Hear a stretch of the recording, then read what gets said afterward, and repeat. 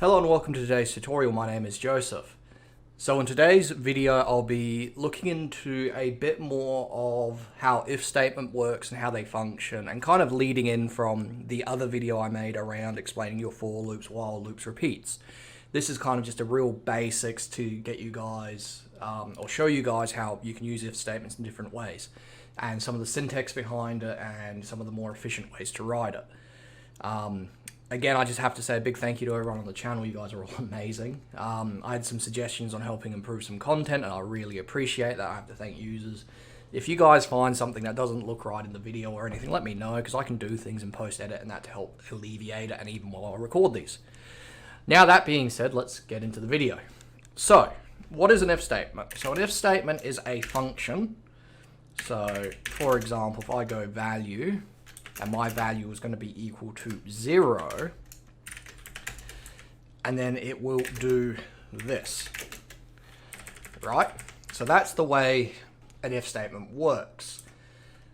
There is a few ways we can use these. So if the value is equal to 0, then it will do this, and if we extend that to else, it will then do the opposite of what that value is. So if it is a false gate, as an example, it will use the else statement, and if it's a true gate, it will use the do function, or do this, right?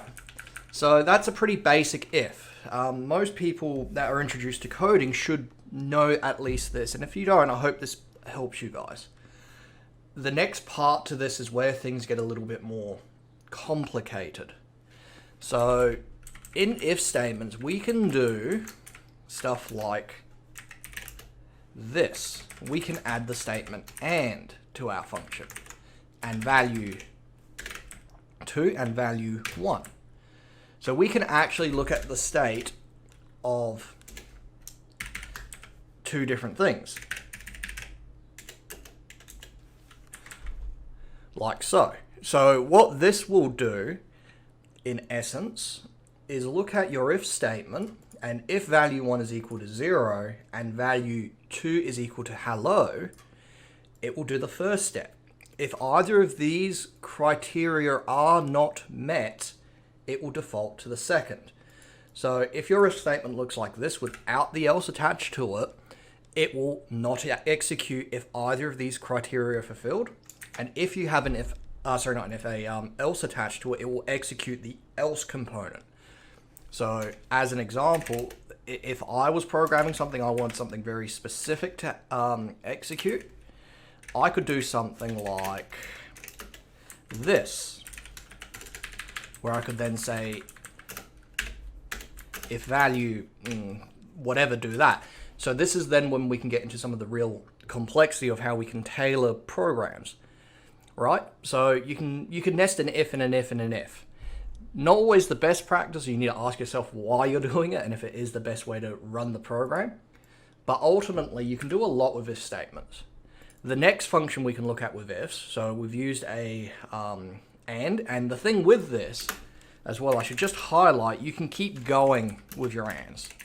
You can really just keep adding and adding and adding. So you can actually have multiple criteria in your and function. The other way we can do this is we can run the or function. So what or means is if this value is equal to 0 or this value is equal, do this, else execute this. Or again, if I get rid of that, it will either execute the code or not. So that's what an or is. And again, you can keep stacking ors, so you can actually have multiple ors in a statement like so. The next part, which is a little bit more complex, is an XOR. And this is a little bit more tricky, but basically it's kind of like setting up a dual gate system. So it will look at both of these values and make a decision based on that. I don't tend to use XORs a great deal, and I'd strongly recommend playing if you want. Now, the other thing you guys will see especially when I write code versus when most people that are beginner level write code, is I'll tend to use things like this. So this is special syntax that Gamemaker handles, which means So an and as an example is equal to a and. A line is equal to a or, and a up is equal to an XOR. So you can kind of see here how that works.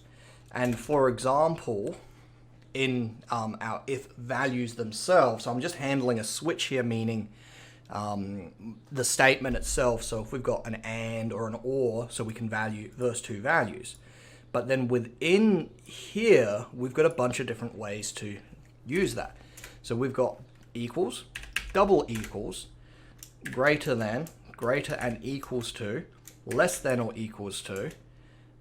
Let me just double check my documentation here. I think that's all of them. Yeah, so basically we can look at all these different states. So this is equals to, so that would be just saying 0 is equal to 0. This is a higher precision equals from what I remember. This is looking, oh, you know what I forgot? Less than. I thought I was missing one. So this is just basically saying if value 1 is greater than value 2, as an example. This would be saying if value 1 is less than value 2. This is saying is less than or equal to, so the way this breaks, let's grab this one. So the way this would look is equal to, so that would be 1 is equal to 1. And then this is basically looking at is this value less than or equal to. So the way that would look is like this. So you can kind of see we've got a lot of optionality here, and you can do a lot of different things. So for example, if I wanted my value 1 as an example to be greater than or equal to 0, I could do that. If I want this to be equal to this value, I could. And the other one I forgot, now I've remembered, is, I think it's that way around. Yes, that is correct. And what that means is value 1 not equal to 0? Or it's not equal, it's the opposite value, so it's the reverse of equal to. So that's kind of how if statement works. So I could say like this. So what that would say in my program is if value 1 is greater than or equal to 0 and value 2 is not equal to hello, execute code. If I do this, this is saying value 0 is greater than or equal to 0 and value 2 is equal to hello world. So you can kind of see how it changes the statements and allows for more flexibility.